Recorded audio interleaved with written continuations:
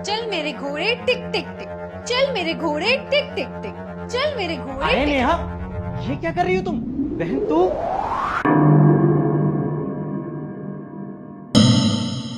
तुम्हें इतना बुरा क्यों लग रहा है? तुम्हारी बहन थोड़ी ना है वो। हाँ मतलब बहन नहीं है, छोटी बहन जैसी है ना, मुझसे छोटी है। पर ये तुम्हें मिली कहाँ? ये ना सड़क पे घूम रही थी तो मैं इसे घर पे लेकर आ गई।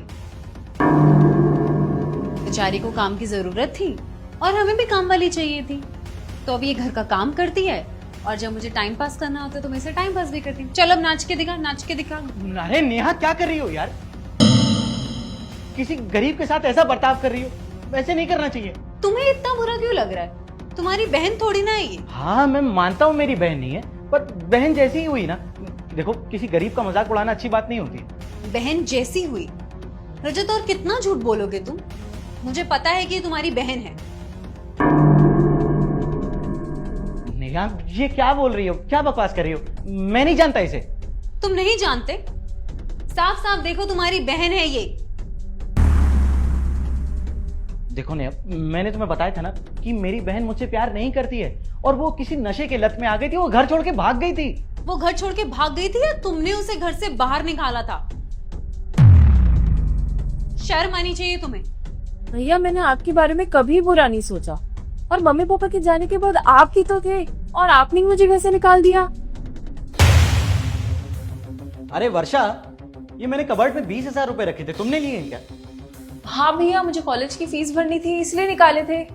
तुम्हारा दिमाग खराब है क्या? हाँ मैंने तुम्हें मना किया था ना कि आगे कॉलेज की फीस नहीं भरनी है। भैया लेकिन मैं आगे पढ़ना चाहती हूँ, आप मुझे पढ़ने क्यों नहीं दे रहे हैं? एक तो इस घर में रह रही हूँ, यही बहुत बड़ी बात है, और ऊपर से तुम्हारे इतने फालतू के खर्चे हैं। अब एक भी फालतू का खर्चा नहीं होगा इस घर में। भैया प्लीज ऐसा मत कीजिए, मुझे पढ़ने दीजिए, मैं आपके हाथ जोड़ती हूँ। मम्मी पापा के जाने के बाद तुम्हें इस घर में रहने दे रहा हूँ, यही बहुत बड़ी बात है, समझी तुम? भैया पर आप जो बिजनेस चला रहे हो वो तो पापा का है ना, उसमें हम दोनों का हक है। हाँ तो वो बिजनेस मैं चला रहा हूँ, तुम नहीं, समझी ना? और अगर एक भी बात बोली ना तो घर के बाहर फेंक दूंगा तुम्हें। ये कैसी बातें कर रहे हैं आप? मम्मी पापा के जाने के बाद सिर्फ एक आप ही तो हैं। अगर तुमने मेरी बात नहीं मानी ना तो मैं तुम्हें घर के बाहर फेंक दूंगा, सुन रही हो तुम? भैया प्लीज ऐसा मत कीजिए, प्लीज मुझे पढ़ने दीजिए। लगता है तुम्हें। चलो चलो बाहर। भैया हाँ।